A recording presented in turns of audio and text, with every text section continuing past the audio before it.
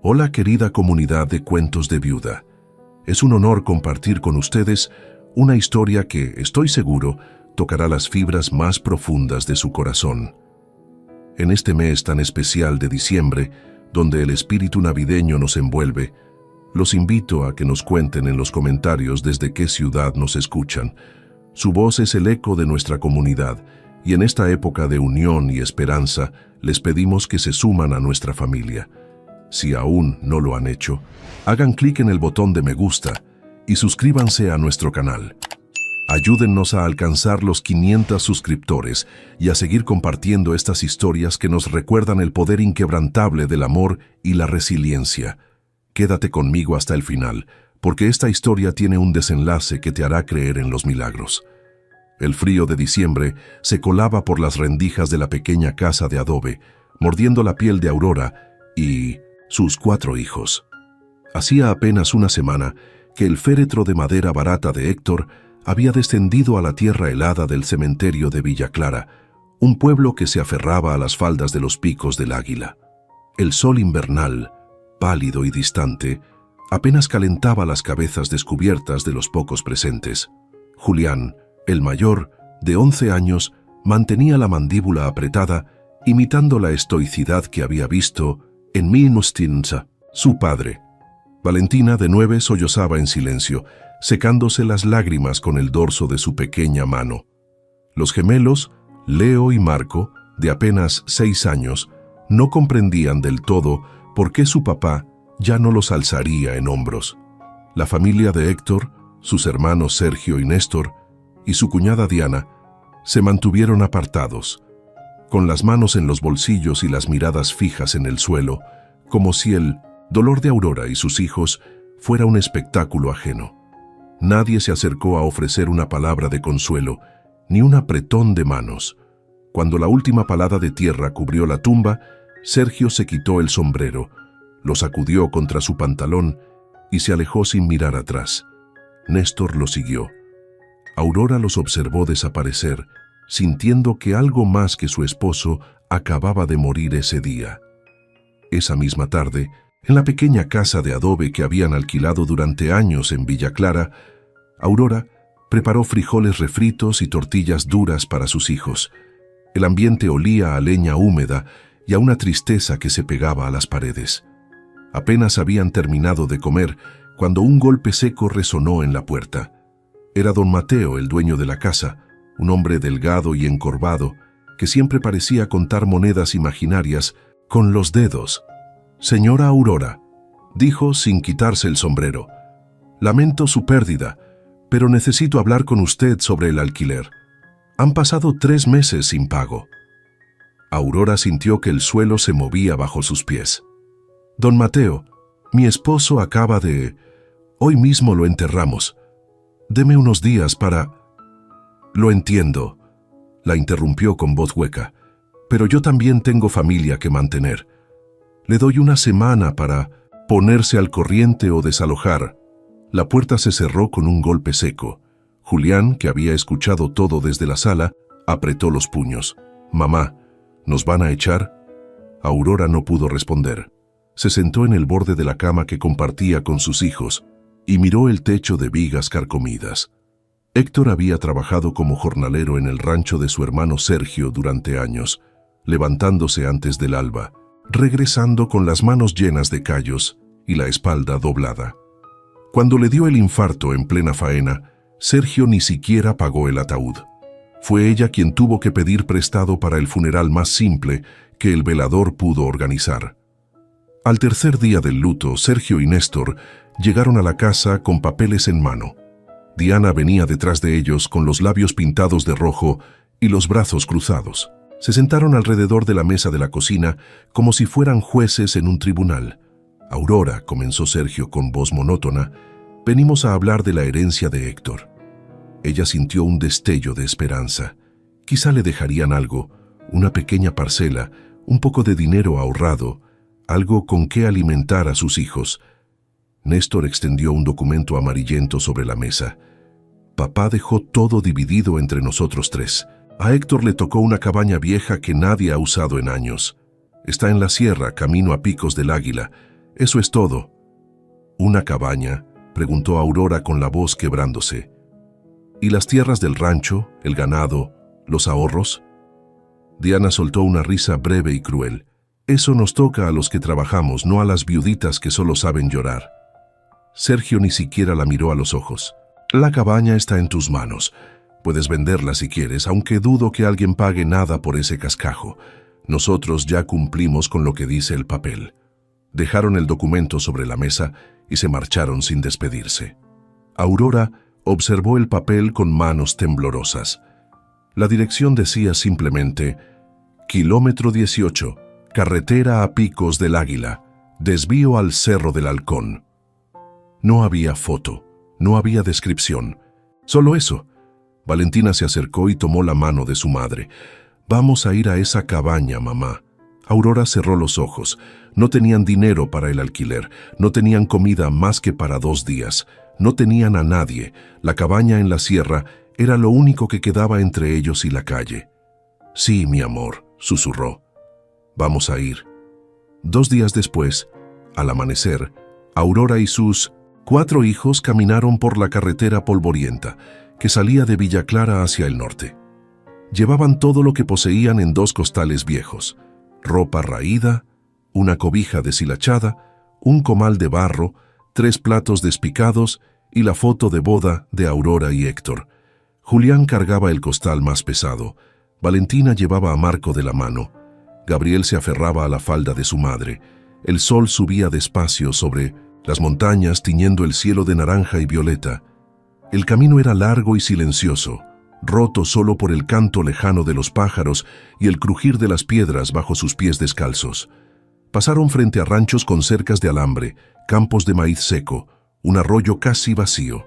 Nadie los saludó, nadie ofreció ayuda.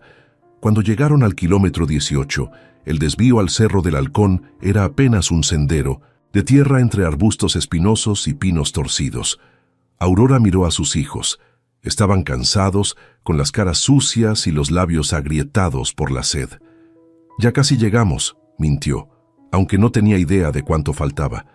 Caminaron media hora más monte arriba, esquivando ramas caídas y piedras sueltas. El aire se volvió más frío, las sombras de los árboles se alargaban y entonces, entre la maleza, apareció la cabaña. Aurora sintió que el alma se le caía a los pies. La estructura era un rectángulo de adobe agrietado y madera podrida. El techo de láminas oxidadas estaba hundido en el centro, como si una mano gigante lo hubiera aplastado. Una de las paredes tenía un hueco enorme por donde entraba el viento. La puerta colgaba de una sola bisagra. No había ventanas, solo huecos cubiertos con tablas rotas. Alrededor de la cabaña, la maleza crecía salvaje y densa, ocultando lo que alguna vez pudo haber sido un camino o un patio. Valentina comenzó a llorar. Gabriel y Leo se abrazaron. Julián tragó saliva y miró a su madre esperando que dijera algo. Aurora no dijo nada. Caminó despacio hacia la puerta, empujándola con el hombro. La madera crujió y cedió, abriéndose hacia adentro con un gemido lastimero. El interior era oscuro y olía a humedad, a tierra mojada, a abandono. El piso era de tierra compactada. Las paredes estaban manchadas de moho. En una esquina había un montón de ramas secas y escombros. No había estufa, no había camas, no había nada. Aurora dejó caer los costales al suelo y se sentó sobre uno de ellos. Sus hijos entraron detrás de ella, mirando alrededor con los ojos muy abiertos. «¿Aquí vamos a vivir, mamá?», preguntó Marco con voz temblorosa. Aurora levantó la vista hacia el techo agujereado. A través del hueco podía ver el cielo encendiéndose de rojo, mientras el sol comenzaba a bajar detrás de las montañas. «Sí», respondió con la voz rota, «aquí vamos a vivir». Y entonces, como si el cielo mismo hubiera decidido burlarse de su dolor, comenzó a llover. Las primeras gotas cayeron lentas, casi tímidas, colándose por los agujeros del techo y salpicando el piso de tierra. Luego el aguacero se desató con furia. El viento aullaba entre los pinos, sacudiendo las láminas sueltas del techo. El agua entraba por todos lados, por el hueco de la pared, por la puerta torcida, por las grietas del adobe. En cuestión de minutos, el piso se convirtió en lodo. Aurora abrazó a sus 4 hijos en el rincón más seco que pudo encontrar, cubriéndolos con la cobija empapada. Temblaban de frío. Valentina lloraba sin hacer ruido. Julián intentaba ser fuerte, pero su labio inferior temblaba.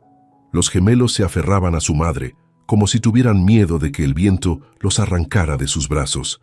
«Tengo hambre, mamá», murmuró Gabriel. Aurora cerró los ojos. No había comida, no había leña seca para hacer fuego, no había forma de calentar agua. Solo quedaba el silencio roto por la lluvia y el llanto contenido de sus hijos. Cuando por fin todos se durmieron, acurrucados unos contra otros en ese rincón miserable, Aurora se permitió derrumbarse. Las lágrimas vinieron calientes y amargas, mezclándose con la lluvia que le mojaba el rostro. Lloró por Héctor, lloró por la injusticia de sus cuñados, lloró por sus hijos, lloró por ella misma. Y en medio de ese llanto desesperado, con el cuerpo entumecido por el frío y el alma rota en 1000 pedazos, Aurora levantó la mirada hacia el techo agujereado y susurró con rabia y dolor: «Dios, ¿dónde estás? ¿Por qué me has abandonado?». El viento respondió con un aullido largo y fantasmal, y entonces en la oscuridad algo bajo sus manos se movió. No era el lodo, no era una piedra, era algo sólido, algo que no debería estar ahí. Aurora abrió los ojos y miró hacia abajo. Sus dedos habían tocado algo duro enterrado bajo la tierra del piso. La lluvia había cesado cerca del amanecer, dejando el aire frío y pesado. Aurora llevaba horas despierta con los ojos fijos en el agujero que había comenzado a cavar con las manos la noche anterior. Sus hijos seguían dormidos, respirando con suavidad bajo la cobija húmeda. El sol apenas asomaba entre las grietas del techo, pintando líneas doradas sobre el piso lodoso. Volvió a meter los dedos en la tierra blanda. El objeto seguía ahí, firme, resistiéndose a salir. No era una piedra, tampoco un pedazo de madera podrida. Era algo envuelto, protegido. Con cuidado apartó más lodo, cavando en círculos alrededor de la forma rectangular que comenzaba a revelarse. Sus uñas se partieron, sus manos sangraron, pero siguió cavando. Cuando por fin logró desprenderlo del suelo, lo sostuvo con ambas manos. Era un bulto pesado envuelto en una tela gruesa que alguna vez había sido blanca, pero ahora estaba manchada de tierra y humedad. Alguien lo había enterrado con intención. Alguien lo había escondido ahí debajo del piso de esa cabaña abandonada, esperando que nadie lo encontrara, o esperando que alguien lo hiciera. Aurora desenvolvió la tela con manos temblorosas. Dentro había una bolsa de plástico grueso sellada con cinta adhesiva amarillenta, y dentro de esa bolsa intacta, como si el tiempo no lo hubiera tocado, estaba una caja de madera tallada. La caja, de unos 30 centímetros de largo, estaba adornada con intrincados grabados de hojas y flores. Al abrirla, Aurora encontró un pequeño diario de cuero, un puñado de semillas secas y en el fondo una Biblia gastada con la cubierta de cuero, negro y letras doradas desvanecidas. Aurora la abrió despacio, sintiendo el peso de las páginas entre sus dedos. El papel estaba amarillento pero seco, perfectamente conservado. En la primera hoja, escrito con tinta azul y letra temblorosa, había un nombre: propiedad de Amalia Vargas de Solís. Aurora sintió un escalofrío recorrerle la espalda. Solís, el apellido de Héctor, el apellido de sus cuñados. Alguien de la familia de su esposo había enterrado esa Biblia en el piso de esta cabaña. ¿Pero quién y por qué? Cerró los ojos pasando los dedos sobre las letras doradas de la portada. Su abuela le había enseñado a leer en una Biblia parecida, sentadas bajo un árbol de mezquite en las tardes de verano. La palabra es viva, le decía la anciana. Cuando todo se derrumba, ella sigue en pie. Pero Aurora no había abierto una Biblia desde que Héctor murió. No había orado, no había buscado consuelo en ningún versículo. ¿De qué servía un Dios que permitía que una viuda y sus hijos durmieran en el lodo? Aún así, algo dentro de ella la empujó a abrir el libro. Lo hizo al azar sin pensar, dejando que las páginas cayeran donde quisieran. Sus ojos se posaron en un versículo subrayado con lápiz rojo. El Señor está cerca de los que tienen el corazón quebrantado y salva a los de espíritu abatido. Salmos 34:18. Las palabras la golpearon como un puño en el pecho. Las leyó de nuevo y otra vez, y una más. Con cada lectura, algo dentro de ella comenzaba a quebrarse. No era la ira, no era la desesperación, era algo más profundo. Era el último resto de orgullo que la mantenía en pie, el último muro que había levantado para no derrumbarse por completo. «Cercano está el Señor», susurró. «Cercano está». Sus rodillas cedieron. Cayó sobre el piso de tierra abrazando la Biblia contra su pecho, y entonces, con una fuerza que no sabía que le quedaba, gritó hacia el cielo roto de esa cabaña miserable: «Señor, si todavía me escuchas, si todavía te importo, ayúdame. No sé qué hacer, no sé cómo alimentar a mis hijos, no sé cómo protegerlos». Su voz se quebró. Las lágrimas cayeron sobre las páginas abiertas de la Biblia. «Te lo entrego todo», sollozó. «Todo, mi dolor, mi miedo, mis hijos, esta cabaña, mi vida, porque yo ya no puedo más». El silencio que siguió fue absoluto. Ni siquiera el viento se atrevía a soplar. Y entonces, desde la cobija en el rincón, llegó la voz de Julián. «Mamá, ¿estás bien?». Aurora se limpió las lágrimas con el dorso de la mano y se volvió hacia sus hijos. Los cuatro estaban despiertos, mirándola con ojos grandes y asustados. Valentina tenía las mejillas mojadas. Gabriel y Marco se aferraban el uno al otro. «Estoy bien», mintió, aunque su voz temblaba. «Estoy bien». Julián señaló la caja y la Biblia. «¿Qué es eso?». Aurora miró el libro en sus manos. «Es una Biblia. La encontré enterrada en el piso, dentro de Minimus Intersham, esta caja». Valentina se acercó despacio tocando la cubierta con un dedo. «¿Por qué alguien la enterraría?». «No lo sé, mi amor, pero creo que alguien quería que la encontráramos». Se quedaron en silencio por un momento, escuchando el canto de los pájaros afuera. Luego Aurora se puso de pie, sacudiéndose el lodo de la falda. «Vamos a limpiar esta cabaña», dijo con una voz más firme de lo que se sentía. «Vamos a hacer que funcione. No sé cómo, pero lo vamos a hacer». Los niños la miraron sin entender cómo era posible, pero algo en el tono de su madre, algo en la forma en que sostenía esa Biblia, les hizo creer que tal vez, solo tal vez, no todo estaba perdido. Pasaron el resto de la mañana barriendo el lodo, sacando las ramas secas, destapando los huecos de las ventanas para que entrara luz. Julián encontró unas láminas de metal apoyadas contra un árbol cercano y las usó para tapar parte del agujero en el techo.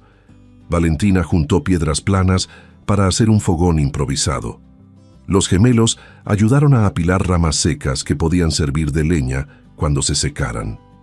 No era mucho, pero era algo. Al mediodía, Aurora salió a explorar los alrededores.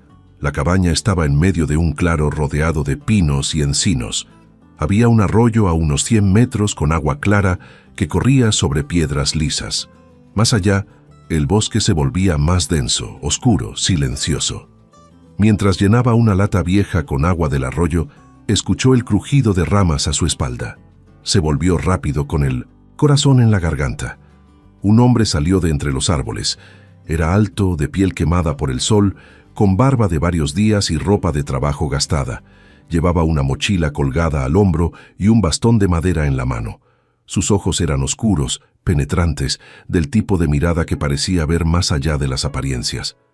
«Buenos días», dijo con voz tranquila. Aurora retrocedió un paso apretando la lata contra su pecho. «Buenos días». El hombre señaló hacia la cabaña con el bastón. «¿Vive usted ahí?». «Sí», respondió con cautela. «Es mi cabaña». Él asintió despacio, como si estuviera considerando algo.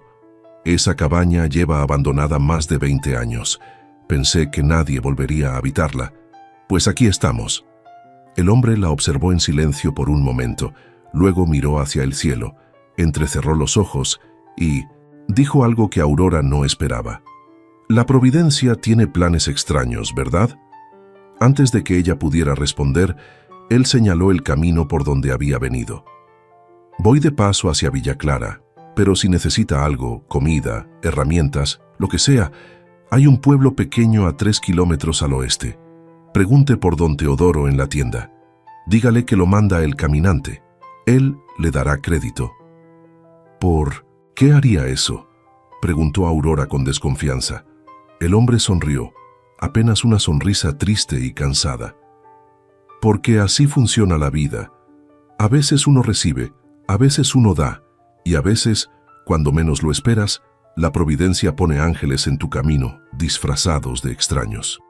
Sin esperar respuesta, se dio la vuelta y siguió caminando por el sendero, desapareciendo entre los árboles como si nunca hubiera estado ahí.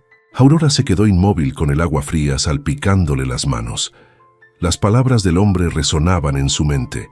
Ángeles disfrazados de extraños. Volvió corriendo a la cabaña, con el corazón latiéndole rápido. Julián estaba afuera intentando clavar una tabla sobre el hueco de la pared. «Mamá, ¿quién era ese hombre?» «No lo sé», respondió Aurora, «pero creo que nos acaba de dar una oportunidad». Esa misma tarde, mientras el sol comenzaba a bajar y las sombras se alargaban sobre el claro, algo sucedió en la carretera principal, 3 kilómetros al este.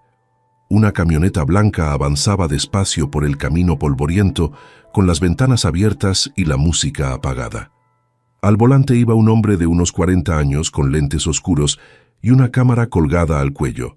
Se llamaba Lucas Méndez y era fotógrafo de una pequeña revista digital que cubría historias humanas en comunidades rurales. Llevaba 2 días recorriendo la Sierra del Halcón buscando una historia interesante, algo real, algo que conmoviera. Hasta ahora no había encontrado nada más que paisajes bonitos y pueblos tranquilos. Pero cuando pasó frente al desvío del Cerro del Halcón, algo dentro de él se detuvo. No fue un pensamiento claro, no fue una voz audible, fue más como una sensación, un jalón interno, una urgencia que no podía explicar.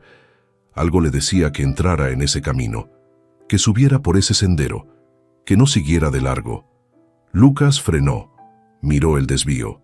Luego miró el camino principal que lo llevaría de regreso a la ciudad. Era tarde, estaba cansado, no tenía razón lógica para meterse en la maleza, pero la sensación no lo dejaba en paz. «Está bien», murmuró para sí mismo. 5 minutos, solo echó un vistazo. Estacionó la camioneta a un lado del camino y comenzó a subir por el sendero a pie con la cámara en la mano. Los pinos se cerraban sobre él, creando un túnel de sombras verdes. El aire olía a resina y tierra mojada. Sus botas crujían sobre las piedras sueltas, y entonces entre los árboles vio la cabaña.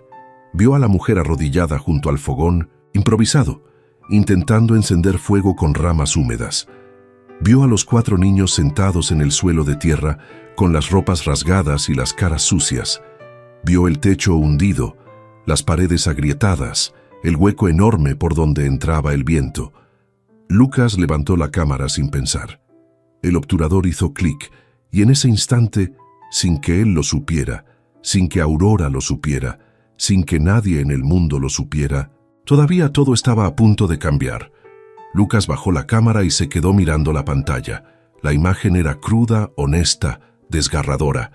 La mujer de rodillas junto al fogón con el rostro marcado por el cansancio. Los niños sentados en círculo, abrazándose para darse calor. La cabaña destruida como telón de fondo. El contraste entre la luz dorada del atardecer y la miseria absoluta de esa escena. No era el tipo de foto que buscaba para su revista. Era algo mucho más grande. Se acercó despacio, haciendo crujir las ramas bajo sus pies. Aurora levantó la vista sobresaltada, poniéndose de pie de inmediato y colocándose frente a sus hijos como un escudo. «¿Quién es usted?», preguntó con voz firme a pesar del miedo. Lucas levantó las manos en señal de paz. «Perdone, señora, no quise asustarla. Soy fotógrafo. Estaba pasando por la carretera y sentí que debía subir».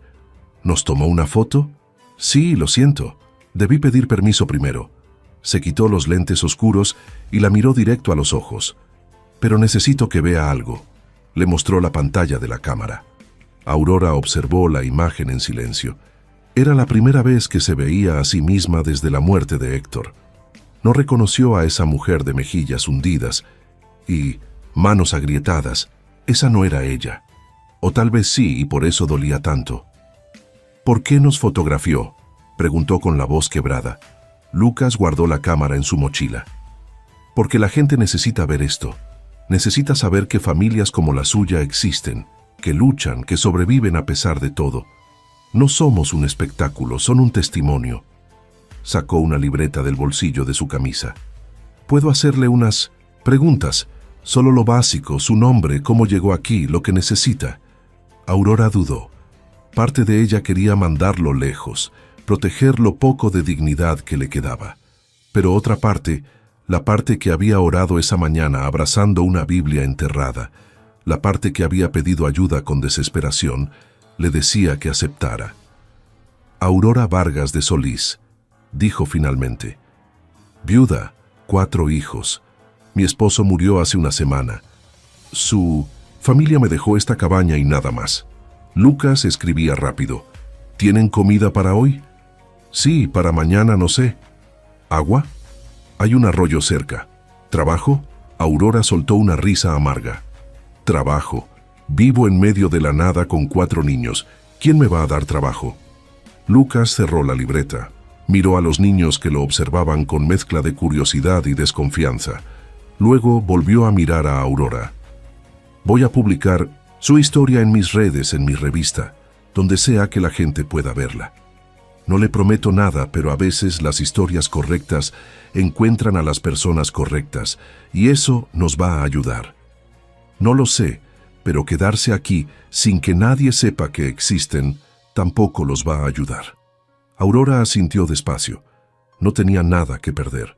Lucas se despidió con un apretón de manos y comenzó a bajar por el sendero. Cuando llegó a su camioneta, abrió su laptop y comenzó a escribir. No era un texto largo. No necesitaba hacerlo. En las montañas de Picos del Águila, a 3 kilómetros de cualquier ayuda, vive una viuda con 4 hijos en una cabaña que está a punto de caerse. No tienen comida, no tienen ropa, no tienen esperanza, pero siguen en pie. ¿Alguien puede ayudar a esta familia? Adjuntó la foto, la subió a Facebook, Instagram y Twitter. Etiquetó a grupos de ayuda comunitaria, organizaciones civiles, medios de comunicación locales. Luego cerró la laptop, arrancó la camioneta y se fue, sin saber que acababa de encender una chispa que se convertiría en fuego. La primera compartida llegó a los 10 minutos, luego otra y otra más. Para la medianoche la publicación tenía 2000 compartidas. Al amanecer del día siguiente, llevaba 50.000 y no paró ahí. La foto de Aurora y sus hijos se volvió viral. No por morbo, no por lástima barata, sino porque algo en esa imagen tocaba una fibra profunda en las personas. La dignidad en medio del dolor, la fortaleza en medio de la ruina, la mirada de una madre que se niega a rendirse aunque no le quede nada. Los comentarios se multiplicaban por miles. Gente de Villa Clara, de pueblos vecinos, de ciudades lejanas. Todos preguntaban lo mismo. ¿Cómo podemos ayudar? En 48 horas la publicación superó los 2 millones de compartidas y entonces empezaron a llegar. El primer vehículo que subió por el sendero del Cerro del Halcón fue una camioneta pick-up roja, cargada con bolsas de arroz, frijol, aceite, atún enlatado y paquetes de tortillas. Al volante venía una mujer de unos 60 años, con lentes gruesos y una sonrisa amable. Se llamaba Doña Adela y venía desde Villa Clara. Vi tu foto en Facebook, le dijo a Aurora mientras descargaba las bolsas, y dije, esa mujer necesita comida y yo tengo comida. Así de simple. Aurora no pudo hablar. Solo abrazó a Doña Adela y lloró sobre su hombro. Una hora después, llegó un señor en bicicleta con 2 cobijas nuevas y un paquete de velas. Luego una pareja joven con ropa de niño que sus propios hijos ya no usaban. Luego un grupo de estudiantes universitarios con herramientas, clavos, martillos y ganas de trabajar. Para el final del día, el claro frente a la cabaña parecía una feria. Había gente por todas partes. Unos levantaban las láminas caídas del techo, otros mezclaban cemento para tapar las grietas de las paredes. Las mujeres organizaban la comida. Los niños jugaban con Julián, Valentina, Gabriel, Leo y Marco, enseñándoles juegos que habían olvidado. Aurora caminaba entre todos ellos sin poder creerlo. Desconocidos, personas que nunca había visto en su vida, y todos ahí por una foto, por una historia, por una oración que había salido de su boca rota y desesperada apenas 2 días atrás. «Señora Aurora», llamó una voz desde la entrada del sendero. Ella se volvió. Un hombre bajaba de una camioneta blanca con las manos en los bolsillos y la mirada seria. Era mayor de unos 50 años, con el rostro curtido por el sol y las manos callosas de quien ha trabajado toda la vida con las manos. Vestía ropa de trabajo limpia pero gastada, pantalón de mezclilla, camisa a cuadros, botas viejas. «Me llamo Don Román», dijo quitándose el sombrero. «Soy carpintero. Vengo de Villa Clara». «Mucho gusto, Don Román». Él señaló la cabaña con un gesto de la cabeza. «Vi su foto en las redes y leí su historia y me recordó a alguien». «¿A quién?». Don Román miró hacia el suelo apretando el sombrero entre las manos. «A mi esposa. Ella murió hace 5 años. Cáncer. Me dejó solo con 2 hijos pequeños. Durante meses viví como usted vive ahora, sin saber qué hacer, sin saber cómo seguir». Aurora sintió que algo se apretaba en su pecho. «Lo siento mucho». «No lo sienta. Lo superamos, pero solo porque hubo gente que nos ayudó cuando más lo necesitábamos». Levantó la vista y la miró directo a los ojos. «Ahora quiero hacer lo mismo por usted. No tengo con qué pagarle». «No le voy a cobrar», dijo Don Román. Aurora parpadeó sin entender. «¿Cómo dice?» «Voy a reconstruir su cabaña gratis. Voy a traer a mi equipo. Vamos a poner techo nuevo, paredes firmes, piso de cemento, ventanas, puerta. Todo lo que necesite para que usted y sus hijos vivan con dignidad». Su voz se quebró apenas. «Porque yo sé lo que es perderlo. Todo, y sé lo que es que un desconocido te devuelva la esperanza». Las lágrimas corrieron por las mejillas de Aurora. «No sé qué decir». «No diga nada. Solo déjeme hacer esto por usted, por sus hijos y por mi esposa, que donde esté, sé que estaría orgullosa». Aurora extendió la mano. Don Román la estrechó con fuerza, y en ese apretón de manos, en ese silencio cargado de dolor compartido y esperanza naciente, se selló un pacto que ningún documento podría expresar. Esa noche, cuando todos se fueron y la cabaña quedó en silencio, Aurora sacó la Biblia de la caja de madera y la abrió bajo la luz de una vela. No buscó ningún versículo en particular, solo la sostuvo contra su pecho y susurró: «Gracias». Los niños dormían tranquilos por primera vez en días. Julián roncaba suavemente.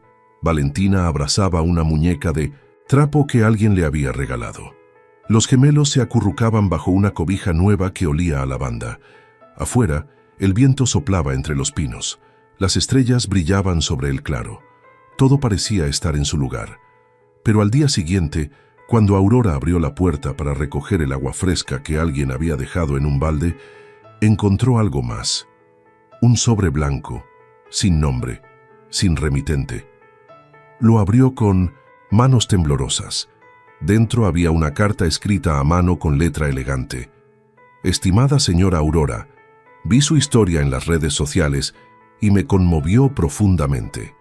Soy empresaria en Villa Clara y quiero ayudarla. He depositado en la tienda de don Teodoro en el pueblo todo el material de construcción necesario para su cabaña. Cemento, varillas, láminas, madera, pintura, ventanas, puertas. También he pagado 1 año de despensa, mensual para usted y sus hijos.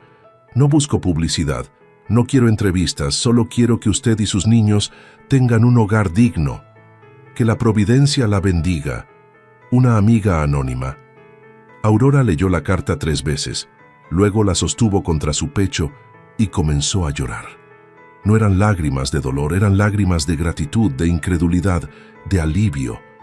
Corrió hacia donde estaba don Román tomando medidas de la cabaña. «Don Román, mire esto». Él leyó la carta y silbó bajo. «Pues ahora sí que no hay pretexto. Vamos a construir la mejor cabaña que esta sierra haya visto». Durante las siguientes 2 semanas, El Cerro del Halcón se convirtió en una obra en construcción. Don Román trajo a su equipo, 4 carpinteros y albañiles buenos, rápidos y comprometidos. Levantaron las paredes, pusieron cimientos firmes, instalaron un techo de lámina nueva que no se hundiría con la lluvia. Colocaron ventanas con vidrios de verdad. Hicieron un piso de cemento pulido. La gente del pueblo seguía llegando. Unos traían pintura, otros traían muebles usados pero buenos. Una señora donó una estufa de gas. Un carpintero hizo una mesa y 4 sillas.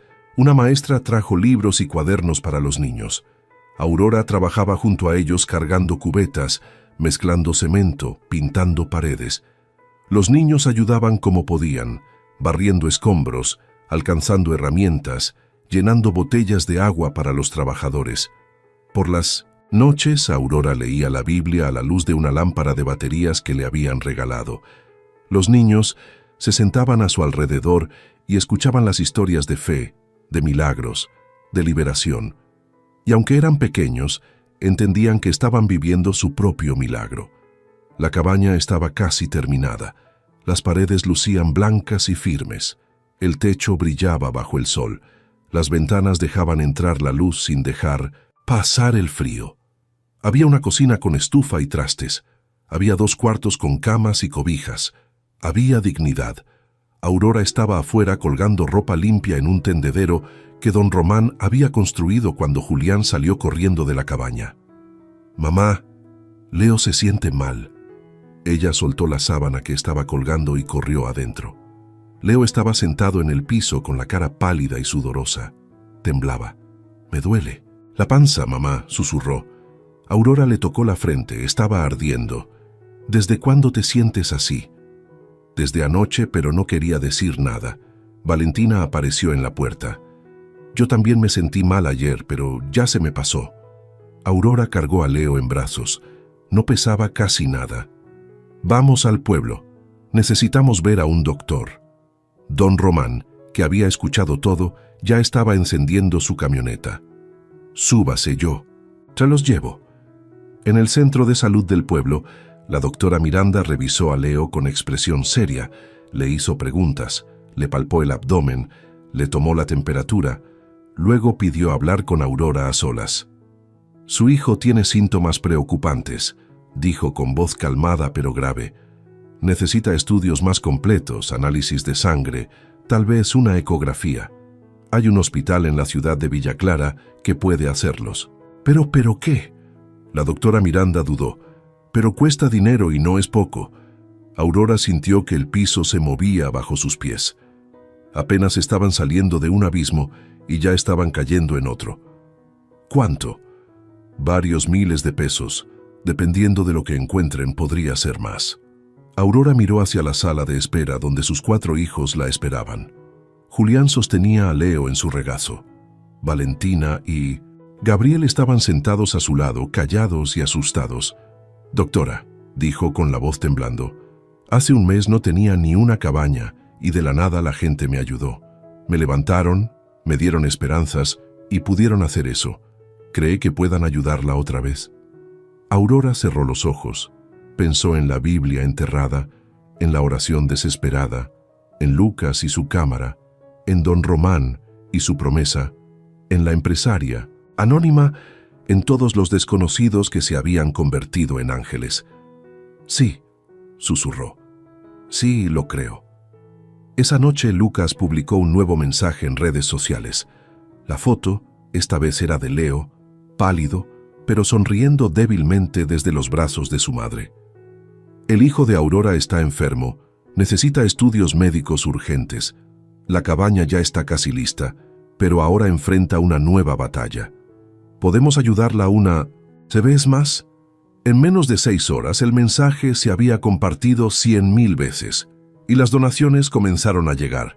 50 pesos, 100 pesos, 500, 1000, de cuentas anónimas, de gente con nombres comunes, de personas que probablemente también tenían problemas, pero que eligieron compartir lo poco que tenían. Para el amanecer habían reunido suficiente dinero para los estudios y para el mediodía del día siguiente. Mientras Aurora esperaba los resultados en el hospital de Villa Clara, con las manos entrelazadas y los ojos cerrados en oración, la puerta del consultorio se abrió. La doctora Miranda salió con una carpeta en las manos y una expresión que Aurora no pudo descifrar. «Señora Aurora», dijo con voz seria, «necesitamos hablar». Aurora se aferró al respaldo de la silla. Las paredes del consultorio parecían cerrarse sobre ella. La doctora Miranda, una mujer de unos 40 años con el cabello recogido en una cola de caballo, sostenía la carpeta contra su pecho como si pesara más de lo debido. «Siéntese, por favor», dijo señalando la silla frente al escritorio. «Prefiero estar de pie». La voz de Aurora sonaba firme, pero sus piernas temblaban. «Dígame qué tiene mi hijo». La doctora Miranda abrió la carpeta y extendió unas hojas con números, gráficas y términos médicos que Aurora no entendía.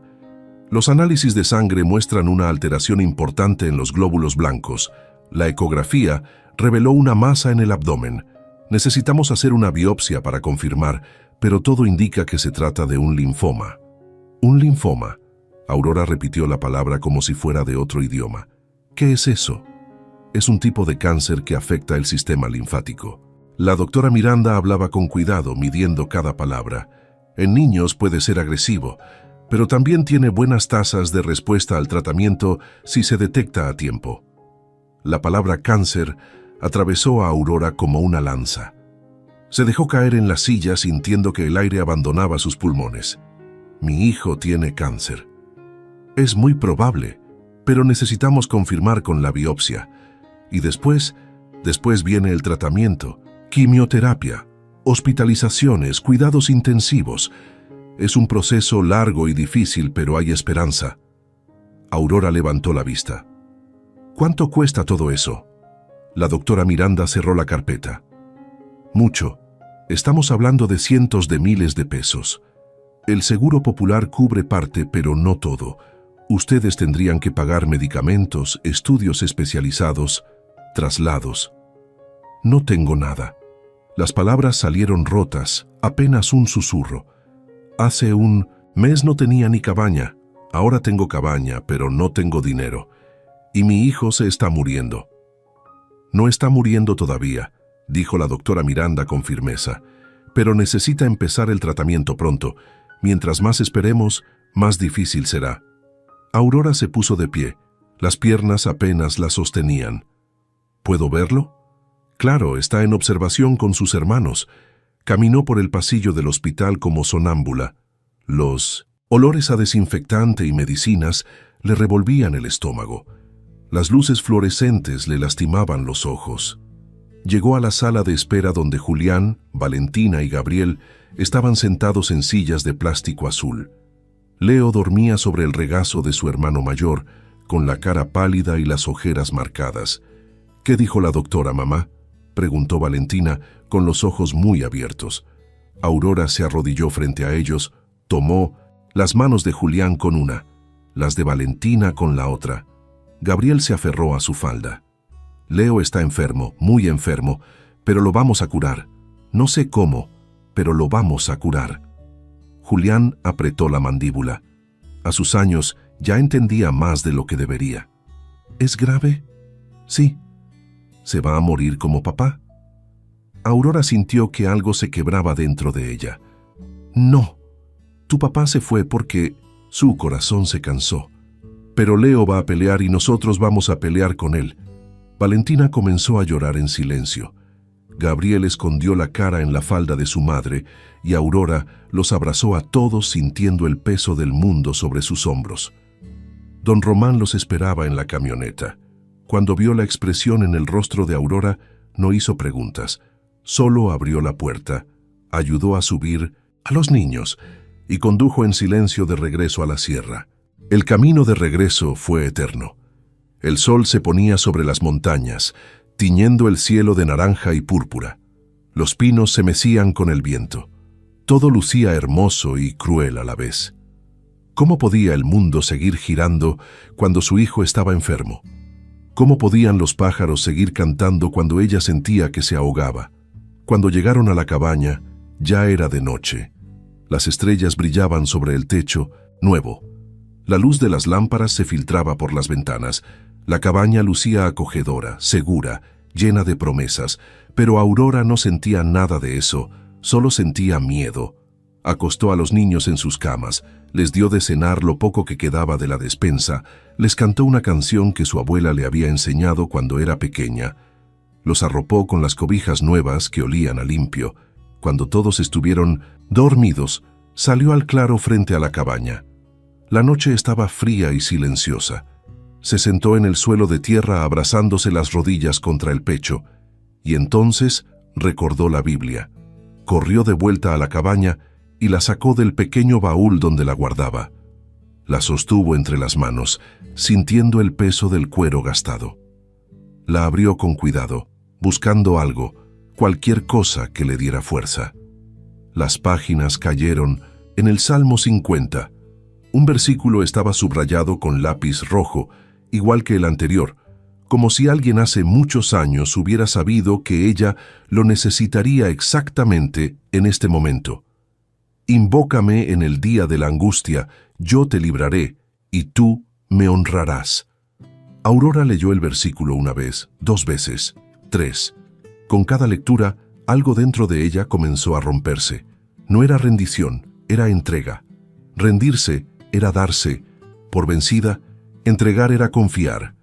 Cayó de rodillas sobre la tierra del claro. Levantó las manos hacia el cielo estrellado y gritó con una fuerza que nacía desde lo más profundo de su alma. Dios, sé que estás ahí, sé que me has ayudado. Me diste esta cabaña, me mandaste gente buena.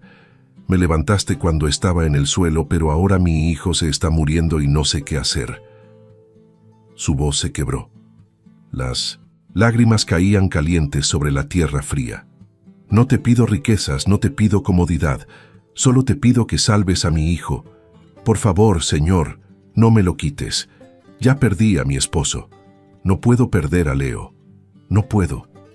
El viento sopló entre los pinos, arrastrando hojas secas. La noche respondió con su silencio profundo, pero Aurora siguió orando con una fe que no venía de entender, sino de necesitar. Una fe desesperada, una fe de madre que se aferra a la última tabla en medio del naufragio. Invócame en el día de la angustia, susurró repitiendo el versículo. Invócame, y yo te libraré, y tú me honrarás. Respiró hondo. Está bien, Señor, te estoy invocando. Libra a mi hijo y yo te honraré todos los días de mi vida, te lo prometo. Se quedó ahí de rodillas hasta que el frío le entumió las piernas y el cielo comenzó a aclararse en el este. Cuando finalmente se puso de pie, no sentía alivio, no sentía certeza, pero sentía algo parecido a la paz, una paz extraña, frágil, que no dependía de las circunstancias, sino de algo más grande. Entró a la cabaña. Los niños seguían dormidos. Se sentó junto a Leo y le acarició el cabello. «Vas a estar bien», le susurró. «No sé cómo, pero vas a estar bien». Al amanecer, Lucas llamó a su teléfono. Era un celular viejo que alguien le había regalado durante la reconstrucción. «Señora Aurora, soy Lucas. Acabo de enterarme. ¿Cómo está Leo?» «Grave. Tiene cáncer. Necesita tratamiento urgente». Hubo un silencio del otro lado. Luego, «Voy a hacer otra publicación». La gente respondió una vez. Van a responder otra vez. Se lo prometo. «Lucas, no quiero que piensen que solo busco dinero». «No es buscar dinero, es buscar ayuda. Y la gente quiere ayudar, déjelos hacerlo». Colgó el teléfono. Media hora después, su celular comenzó a sonar sin parar. Mensajes, llamadas, notificaciones. Lucas había publicado la noticia y las personas estaban respondiendo. En la tienda de don Teodoro, el viejo comerciante instaló una alcancía con un letrero: «Para el hijo de doña Aurora». En 24 horas se llenó 2 veces. En las redes sociales la historia volvió a viralizarse, pero esta vez con más fuerza, más rabia, más indignación. La gente no entendía cómo una familia que acababa de salir del abismo estaba cayendo de nuevo y decidieron que no iba a pasar. Se organizaron colectas en escuelas, rifas en mercados, conciertos benéficos en plazas públicas. Una estación de radio en Villa Clara dedicó todo un día a recaudar fondos. Una cadena de supermercados puso cajas de donación en todas sus sucursales y la empresaria anónima, aquella que había pagado los materiales de la cabaña, volvió a aparecer, esta vez con un cheque tan grande que Aurora tuvo que leerlo 3 veces para creer que era real. ¿Por qué hace esto?, le preguntó Aurora cuando la mujer llegó a la cabaña en una camioneta negra. La empresaria, una mujer de unos 50 años, con el cabello gris y los ojos verdes, sonrió con tristeza. Porque yo también tuve un hijo enfermo y gente buena me ayudó a salvarlo. Ahora él tiene 20 años y estudia medicina. Esto no es caridad, es gratitud que pasa de mano en mano. Extendió el cheque. Este dinero cubre el tratamiento completo, la quimioterapia, las hospitalizaciones, los medicamentos, todo lo que necesite su hijo para curarse. Aurora tomó el cheque con manos temblorosas. Era más dinero del que había visto en toda su vida. No sé cómo agradecerle. No me lo agradezca a mí, agradézcale a la providencia, y cuando su hijo esté sano, ayude a alguien más. Así es como funciona. La mujer se fue tan rápido como había llegado, dejando detrás solo el eco de sus palabras y la promesa de un futuro. Leo comenzó el tratamiento 2 días después, en el Hospital General de Villa Clara. La quimioterapia fue brutal. El niño vomitaba, perdía el cabello, lloraba de dolor en las noches. Aurora dormía en una silla junto a su cama, sosteniéndole la mano, cantándole canciones, leyéndole la Biblia. Julián, Valentina y Gabriel se quedaban con don Román y su familia en Villa Clara. Los niños los visitaban los fines de semana trayendo dibujos, flores del campo, palabras de ánimo. «Vas a estar bien, Leo», le decía Valentina. «Dios te va a curar». Y Leo, débil y cansado, sonreía apenas. «Lo sé». Los meses pasaron lentos y pesados. Hubo momentos en que Aurora creyó que todo estaba perdido. Momentos en que los doctores movían la cabeza con preocupación. Momentos en que las enfermeras bajaban la voz al hablar de pronósticos. Pero Leo seguía luchando y Aurora seguía orando. 6 meses después del diagnóstico, la doctora Miranda entró al cuarto con una sonrisa. Era la primera vez que Aurora la veía sonreír. «Señora Aurora», dijo con voz emocionada, «tengo buenas noticias». Aurora se puso de pie tan rápido que la silla cayó al suelo. «¿Qué pasó?» «Los últimos estudios muestran que el tumor ha desaparecido por completo. No hay rastro de células cancerígenas. Leo está en remisión». El mundo se detuvo. El tiempo se congeló. Aurora miró a su hijo, que la observaba desde la cama con los ojos muy abiertos. «¿Eso quiere decir que estoy curado?», preguntó Leo. La doctora Miranda asintió. «Sí, mi amor, estás curado». Aurora cayó de rodillas junto a la cama. Tomó la mano de Leo entre las suyas y la apretó contra su frente. Las lágrimas caían sin control, pero esta vez eran lágrimas de alegría, de gratitud, de fe cumplida. «Gracias», susurró. «Gracias, Dios, gracias». Leo le acarició el cabello. «No llores, mamá. Ya estoy bien». Pero Aurora no podía parar. Lloró por todo lo que habían vivido, por todo lo que habían perdido, por todo lo que habían ganado. Lloró por Héctor, que no estaba ahí para ver a su hijo sano.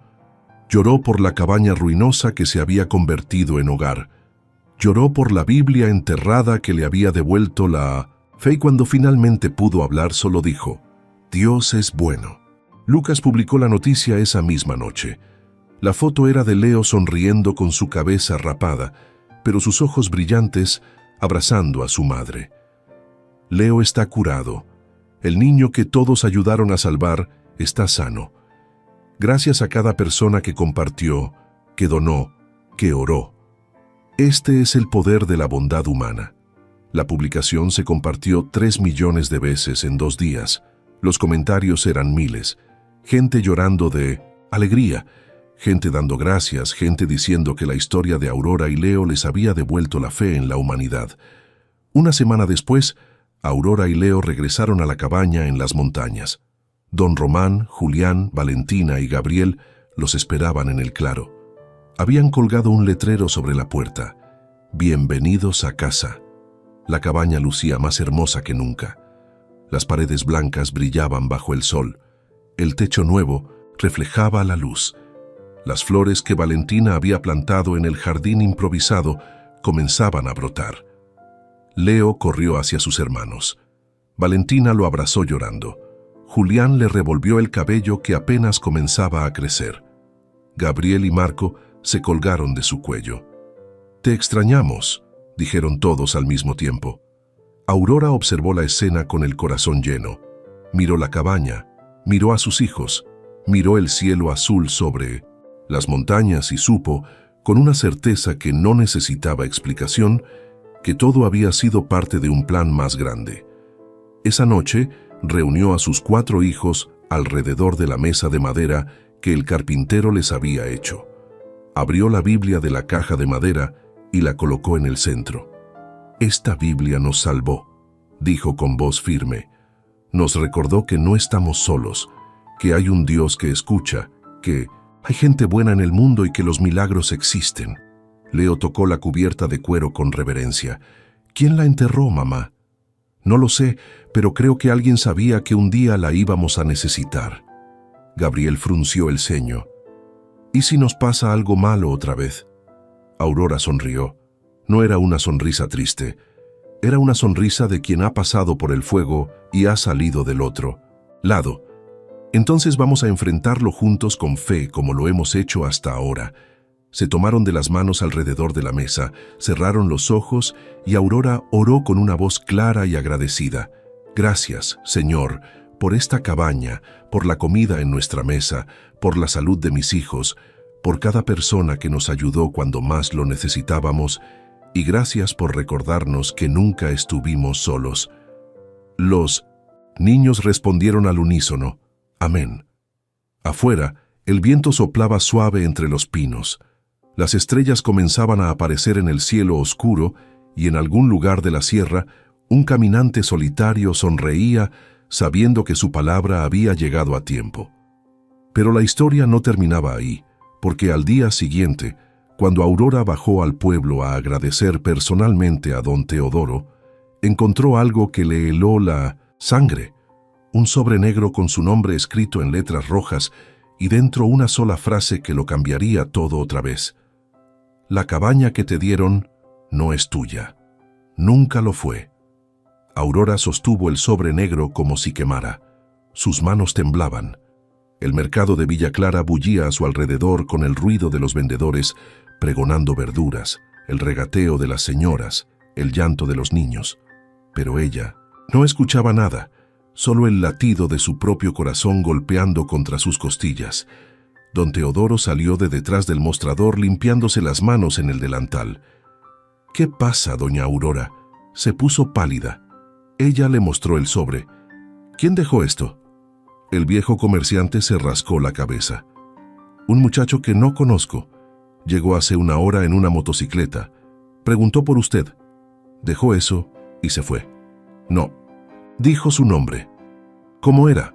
Joven, 20 y tantos años, con lentes oscuros, vestido de negro». Don Teodoro frunció el ceño. «¿Está en problemas?» Aurora no respondió. Volvió a leer la nota. «La cabaña que te dieron no es tuya. Nunca lo fue». Las letras rojas parecían sangrar sobre el papel.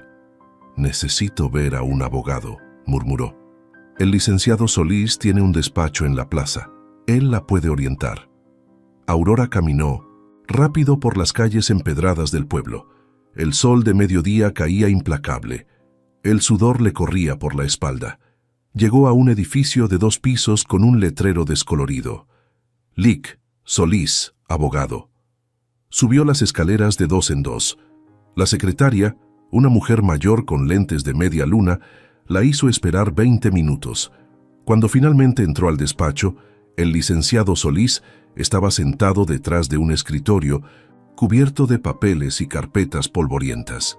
Era un hombre gordo de unos 60 años, con bigote canoso y una expresión de fastidio permanente. «Siéntese», dijo sin levantar la vista de un documento. Aurora se sentó en el borde de la silla. «Licenciado, Necesito su ayuda, me llegó esta nota. Le extendió el sobre negro. Solís lo tomó, leyó la nota y la dejó caer sobre el escritorio como si no tuviera importancia. Ya sé, y me están amenazando. Dicen que mi cabaña no es mía. ¿Tiene escrituras? Aurora tragó saliva. No, bueno, sí. Mis cuñados me dieron un papel cuando murió mi esposo. Decía que la cabaña me tocaba a mí. Tráigalo, lo tengo en la cabaña. Entonces vaya por él. Sin ese documento no puedo ayudarla. Solís volvió a concentrarse en sus papeles. Siguiente. Aurora salió del despacho con la frustración ardiendo en el pecho. Regresó a la sierra caminando rápido, casi corriendo. Cuando llegó a la cabaña, los niños estaban jugando afuera. Leo perseguía a Marco entre los árboles. Valentina hacía trenzas con flores. Julián reparaba una cerca que se había caído. «Mamá, ¿qué pasó?», preguntó Julián al verla entrar como tromba. «Nada, todo está bien». Mentira, nada estaba bien. Buscó en el baúl donde guardaba los pocos documentos que tenía. Joe, acta de matrimonio, las actas de nacimiento de los niños, el acta de defunción de Héctor. Y ahí, doblado y amarillento, estaba el papel que Sergio le había entregado. Lo desdobló con cuidado. Era un documento escrito a máquina fechado 25 años atrás. Decía que el señor Octavio Solís, padre de Héctor, Sergio y Néstor, dividía sus bienes entre sus 3 hijos. A Héctor le tocaba la propiedad, ubicada en el kilómetro 18 de la carretera a Picos del Águila, conocida como la cabaña del Cerro del Halcón. Parecía legítimo, tenía firma, tenía testigos, pero algo no encajaba. ¿Por qué alguien diría que no era suya si el papel lo decía claramente? Al día siguiente, Aurora volvió al despacho del licenciado Solís con el documento en mano. Él lo leyó en silencio, moviendo los labios mientras repasaba cada línea. Luego levantó la vista. Este papel no es una escritura legal. Aurora sintió que el piso se abría bajo ella. ¿Qué? Es solo un convenio familiar. No está registrado en el registro público de la propiedad. Técnicamente, esta cabaña sigue a nombre del Tumusintusitus, señor Octavio Solís. Y si él murió sin hacer testamento oficial, ¿qué significa eso? Solís se reclinó en su silla, haciendo crujir el respaldo. Significa que cualquiera de los herederos puede reclamar esa propiedad, incluso venderla sin su consentimiento. El aire abandonó los pulmones de Aurora. Pero la reconstruimos, invertimos dinero, la gente donó materiales, es nuestra cabaña. Las mejoras no le dan derecho legal sobre el terreno. Solís juntó las manos sobre el escritorio. Mi consejo, hable con sus cuñados, lleguen a un acuerdo, que le firmen una cesión de derechos ante notario. Eso le dará seguridad jurídica. Y si no quieren, entonces prepárese para un litigio largo y costoso y probablemente lo pierda. Aurora salió del despacho con las piernas temblorosas. Afuera el sol seguía brillando. Los niños seguían jugando en las calles. El mundo seguía girando como si nada, pero su mundo se estaba desmoronando otra vez. Esa noche, después de acostar a los niños, Aurora se sentó en el pequeño porche que don Román había construido. La luna llena iluminaba el claro con luz plateada. Los grillos cantaban entre los pinos. Todo lucía pacífico, pero ella no sentía paz. Escuchó pasos sobre la tierra. Don Román apareció caminando por el sendero con una linterna en la mano. «Don Román, ¿qué hace aquí tan tarde?» Vi su luz encendida y me imaginé que algo andaba mal. Se sentó en el escalón junto a ella. «Cuénteme». Aurora le contó todo. La nota, el abogado, el documento inválido, el miedo de perder la cabaña. Don Román escuchó en silencio, asintiendo de vez en cuando. Cuando ella terminó, él se quitó el sombrero y lo giró entre las manos. «Doña Aurora, ¿puedo decirle algo que aprendí cuando perdí a mi esposa?» «Dígame». «Aprendí que el mundo está lleno de gente mala, que quiere quitarte lo poco que tienes, pero también está lleno de gente buena dispuesta a defender lo que es justo». La miró directo a los ojos. «Usted no está sola en esto. Todos los que la ayudamos a construir esta cabaña, vamos a ayudarla a defenderla. No quiero causarles problemas». «No es problema, es justicia. Se puso de pie. Deje que yo investigue un poco. Conozco gente. A lo mejor podemos encontrar algo que el abogado ese no vio. Se fue dejando tras de sí una pequeña chispa de esperanza. Los días siguientes fueron tensos. Aurora no les contó nada a los niños. No quería preocuparlos, pero Julián, que ya tenía 12 años y era más observador de lo que parecía, notó que algo andaba mal. «Mamá, ¿estamos en problemas otra vez?», le preguntó una tarde mientras ayudaba a lavar los platos. Aurora dudó, luego decidió que mentirle no tenía sentido. «Tal vez alguien dice que esta cabaña no es nuestra». «¿Y eso qué significa?». «Significa que tal vez tengamos que irnos». Julián dejó caer el trapo en el agua. «No, esta es nuestra cabaña. La construimos nosotros». «Bueno, don Román la construyó, pero es nuestra, no nos pueden echar». «A veces la vida no es justa, hijo. Entonces hay que hacerla justa». La determinación en la voz de su hijo le recordó a Héctor. Tenía su misma terquedad, su mismo fuego. Una semana después, don Román regresó con noticias. Traía una carpeta vieja llena de papeles amarillentos. Se sentaron en la mesa de la cocina mientras él extendía los documentos. «Fui al registro público de la propiedad en Villa Clara. Investigué el historial de esta propiedad», señaló uno de los papeles. «La cabaña estaba originalmente a nombre de Amalia Vargas de Solís». Aurora sintió un escalofrío. «Ese es el nombre que está en la Biblia». «Exacto. Amalia era la abuela de su esposo. Murió hace 30 años. Dejó la cabaña a su hijo Octavio, el padre de Héctor. Pero Octavio nunca registró la herencia. Cuando él murió, la cabaña quedó en el limbo legal. ¿Eso me ayuda o me perjudica?». «Le ayuda porque encontré algo más». Sacó otro documento. Amalia hizo un testamento, y en ese testamento especifica que la cabaña debe pasar al nieto que más la necesite. No dice cuál nieto, dice el que más la necesite. Aurora tomó el papel con manos temblorosas. Las letras estaban borrosas, escritas con tinta desvanecida, pero ahí estaba claramente: «Lego la propiedad del Cerro del Halcón al nieto o nieta que en el momento de mi muerte o después tenga mayor necesidad de refugio y amparo». «¿Qué significa esto?». Don Román sonrió. «Significa que usted, como viuda de Héctor y madre de sus hijos, tiene más derecho sobre esta cabaña que sus cuñados. Ellos tienen tierras, tienen dinero. Usted no tenía nada. La cabaña es suya por testamento. ¿Eso es legal?». «Completamente. Solo necesitamos registrarlo ante notario y actualizarlo en el registro público. Va a costar un poco, pero nada comparado con un juicio». Por primera vez en días, Aurora sintió que podía respirar. «¿Cómo encontró todo esto?». «Digamos que conozco a la secretaria del registro. Le gustan los tamales de mi hermana». Guiñó el ojo. Esa noche, Aurora reunió a sus hijos alrededor de la mesa, sacó la Biblia de la caja de madera y la abrió en la página donde estaba escrito el nombre de Amalia. «Niños, quiero contarles una historia», dijo con voz suave. «Hace muchos años una mujer llamada Amalia vivía en esta cabaña.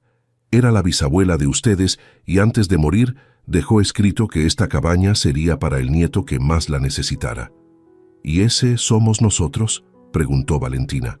«Sí, mi amor, somos nosotros». Leo tocó la Biblia. «¿Ella enterró esto?». «Creo que sí. Creo que sabía que un día alguien de su familia iba a necesitar encontrar esta Biblia, y esa familia fuimos nosotros». Marco frunció el ceño. «Pero, ¿cómo sabía?». Aurora sonrió. «No lo sé, pero creo que la providencia le mostró». Julián se quedó pensativo. Entonces la Biblia no solo tenía palabras, tenía un plan. Exacto. Al día siguiente, Aurora, don Román y el licenciado Solís se presentaron ante un notario en Villa Clara. Registraron el testamento de Amalia, actualizaron la propiedad, pusieron la cabaña oficialmente a nombre de Aurora Vargas de Solís. Costó 3,000 pesos. El dinero salió de las donaciones que habían sobrado del tratamiento de Leo, pero valió cada centavo. Cuando Aurora salió de la notaría con las escrituras en mano, sintió algo que no había sentido en meses. seguridad. No solo tenía una cabaña, tenía un hogar legal, registrado, protegido. Nadie podía quitárselo, pero alguien no estaba contento con eso. 2 días después, una camioneta negra subió por el sendero del Cerro del Halcón. Aurora estaba colgando ropa cuando escuchó el motor. Los niños corrieron a esconderse detrás de la cabaña, asustados. De la camioneta bajaron Sergio y Néstor. Venían vestidos con botas nuevas, camisas planchadas y sombreros caros. Diana se bajó detrás de ellos con los labios pintados de rojo y una expresión de desprecio. «Aurora», dijo Sergio sin saludar, «tenemos que hablar». Ella dejó la ropa en el tendedero y caminó hacia ellos con la barbilla en alto. Ya no era la viuda quebrada que había recibido un papel miserable hace meses. Era otra mujer, una mujer que había peleado, que había orado, que había vencido. «Hablen», dijo con voz firme. Néstor sacó un papel del bolsillo. «Esta cabaña nos pertenece. Papá nos la dejó a los 3, no solo a Héctor. Y tú no tienes derecho a quedarte con ella. Están equivocados». Aurora sacó las escrituras de su bolsa. «Esta cabaña me la dejó Amalia Vargas.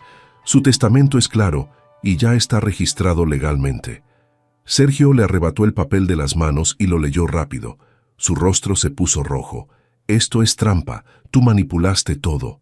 «No manipulé nada. Solo encontré la verdad que ustedes escondieron». Diana se adelantó. «Eres una lagarta, una aprovechada. Te quedas con lo que no te corresponde». Aurora no retrocedió. «Me quedé con lo que me correspondía por necesidad. Ustedes tienen ranchos, ganado, tierras. Yo no tenía nada y esta cabaña era para quien más la necesitara. Eso dice el testamento. Vamos a pelear esto», amenazó Sergio. «Vamos a ir a los tribunales». «Háganlo».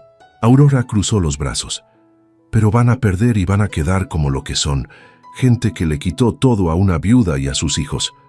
El silencio que siguió fue denso, cargado de rabia contenida. Sergio apretó el papel en su puño. Néstor escupió en el suelo. Diana soltó una risa amarga. «Esto no termina aquí», dijo Sergio antes de subirse a la camioneta. Los 3 se fueron levantando una nube de polvo. Aurora los observó alejarse sin parpadear. Cuando el sonido del motor se perdió entre los árboles, sus piernas cedieron. Se sentó en el suelo temblando. Julián salió de su escondite y corrió hacia ella. «Mamá, ¿estás bien?» Ella lo abrazó fuerte.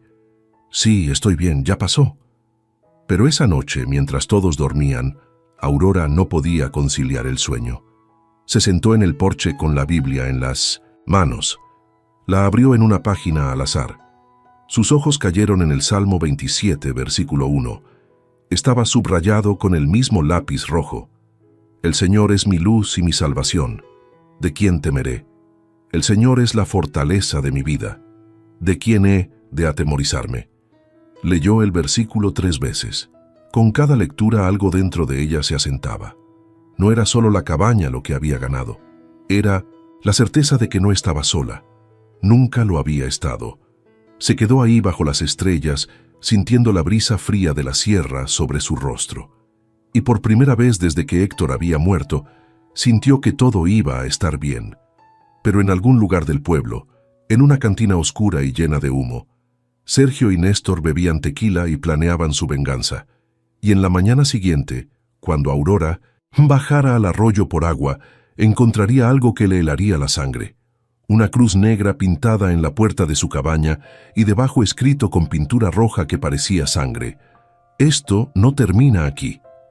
Aurora se quedó paralizada frente a la puerta de su cabaña. La cruz negra era tosca, pintada con brocha gruesa.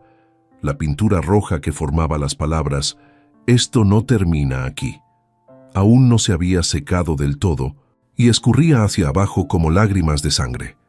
El balde con agua del arroyo se le cayó de las manos, derramándose sobre sus pies descalzos. «Mamá».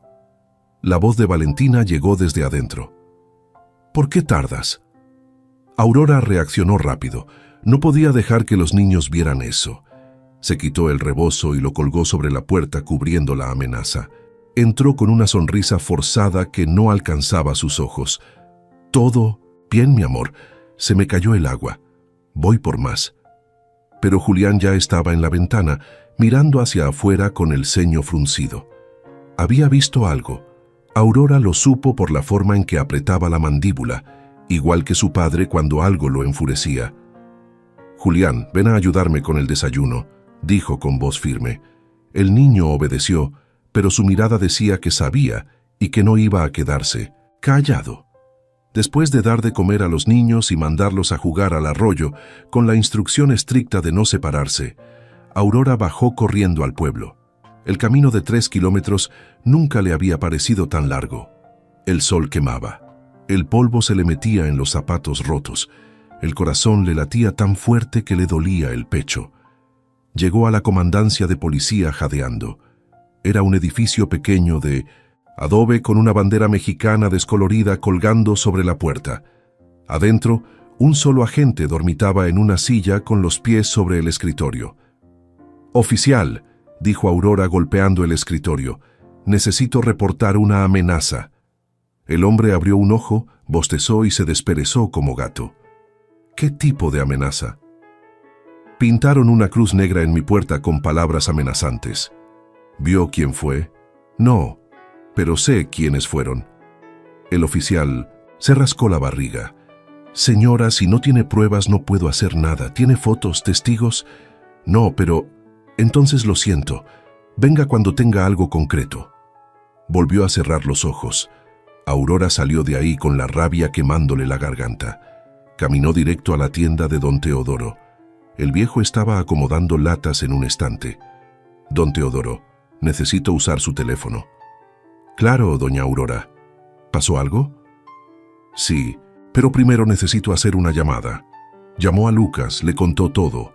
La nota anónima, la visita de los cuñados, las escrituras, la amenaza en la puerta. Él escuchó en silencio. Cuando ella terminó, su voz sonó firme y decidida. «Voy para allá y voy a traer gente. Esto se tiene que saber. Lucas, no quiero más problemas. Señora Aurora, usted no causó los problemas. Los problemas llegaron a buscarla, pero esta vez no va a enfrentarlo sola», colgó. Aurora se quedó ahí parada, sosteniendo el teléfono, sintiendo algo parecido al alivio, pero también al miedo, porque sabía que las cosas estaban a punto de escalar. Y tenía razón. Esa misma tarde, Lucas llegó a la cabaña con su camioneta. No venía solo. Con él venían don Román, doña Elena, el licenciado Solís y un grupo de vecinos de Villa Clara, algunos con cámaras de sus teléfonos, otros con herramientas, todos con rostros serios y decididos. «Aurora», dijo Lucas abrazándola, «no estás sola». Don Román se acercó a la puerta y miró la cruz negra. «Esto es una cobardía, pero no nos van a asustar».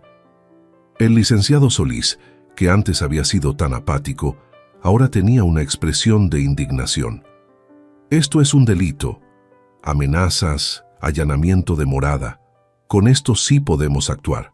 Tomó fotos de la cruz y las palabras. Lucas también fotografió la puerta desde varios ángulos. Doña Elena y otras mujeres trajeron cubetas de agua y jabón.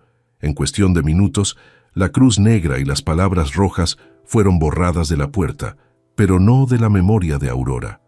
Al día siguiente, el licenciado Solís presentó una denuncia formal ante la Fiscalía de Villa Clara, adjuntando las fotos y las escrituras de La Cabaña. La historia de la amenaza se publicó en el periódico digital de Lucas y se viralizó aún más que las anteriores. La gente de la sierra, indignada, comenzó a organizarse. Se formaron grupos de vigilancia vecinal en el Cerro del Halcón. Los hombres del pueblo se turnaban para hacer rondas nocturnas alrededor de la cabaña de Aurora. Las mujeres llevaban comida, ofrecían apoyo, demostrando que la comunidad era un muro inquebrantable. Sergio, Néstor y Diana no tardaron en sentir la presión. Sus negocios en Villa Clara comenzaron a sufrir. La gente les retiraba el saludo, les negaba el crédito, les cerraba las puertas. La reputación de la familia Solís, antes intachable, ahora estaba manchada por la codicia y la crueldad. La fiscalía los citó a declarar. Sin pruebas directas, el caso de las amenazas era difícil de probar, pero la presión social y la evidencia de que Aurora Era la legítima dueña de la cabaña por el testamento de Amalia, los acorraló. Una semana después, el licenciado Solís llamó a Aurora. «Tengo noticias. Sus cuñados quieren negociar». Ella fue al despacho con don Román. Sergio, Néstor y Diana estaban sentados frente al escritorio con los rostros tensos y la mirada baja. El abogado de ellos, un hombre joven y nervioso, hablaba en voz baja con Sergio. «Aurora», dijo el licenciado Solís, «sus cuñados están dispuestos a firmar un documento de desistimiento de cualquier reclamo sobre la cabaña. A cambio, piden que retire la denuncia por amenazas». Aurora los miró a los tres. Vio el miedo en sus ojos, la humillación en sus posturas. No sentía odio, solo una profunda tristeza por lo que la ambición había hecho de ellos. «Acepto», dijo con voz clara, «pero con una condición». Sergio levantó la vista. «¿Cuál?» «Quiero que firmen un documento público donde reconozcan que esta cabaña es mía por derecho y que nunca más intentarán despojarme a mí o a mis hijos». Los cuñados se miraron entre sí. El abogado de ellos les susurró algo al oído. Finalmente Sergio asintió con la cabeza. «Está bien». Esa tarde, en la notaría de Villa Clara, Sergio, Néstor y Diana firmaron el documento. Aurora también firmó. Cuando salieron a la calle, el sol de la tarde bañaba la plaza. Sergio se acercó a Aurora. «Lo siento», dijo con voz apenas audible, «por todo». Néstor y Diana se quedaron atrás sin atreverse a mirarla. Aurora asintió. «Que Dios los perdone». Se dio la vuelta y caminó hacia la tienda de don Teodoro, donde los niños la esperaban. Había ganado, no solo la cabaña, sino la paz. Los años pasaron. El faro de la montaña creció. Abrieron una segunda oficina en un pueblo cercano, luego una tercera en la capital del estado. Ayudaron a cientos de familias, recuperaron tierras, defendieron derechos, cambiaron leyes. Julián se hizo abogado y se unió al equipo legal de la organización. Valentina estudió trabajo social y se especializó en apoyo psicológico para viudas.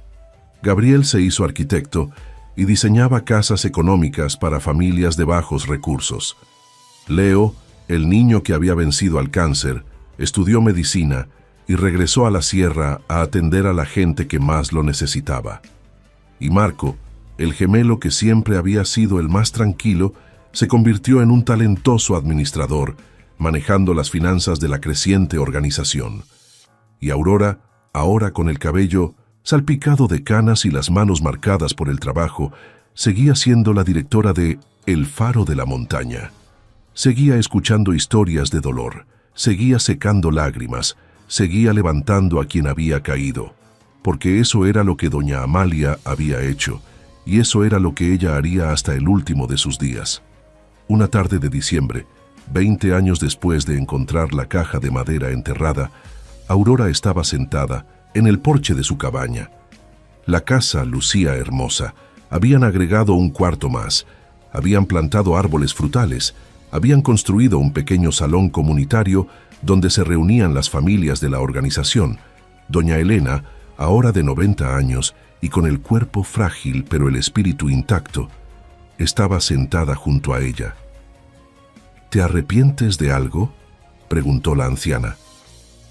Aurora miró el horizonte donde el sol se ponía sobre las montañas. «De nada, absolutamente de nada. Amalia estaría orgullosa, yo estoy agradecida». Aurora tomó la mano arrugada de doña Elena. «Por ella, por ti, por todos». Doña Elena sonrió. «¿Sabes qué es lo más hermoso de todo esto?». «¿Qué?».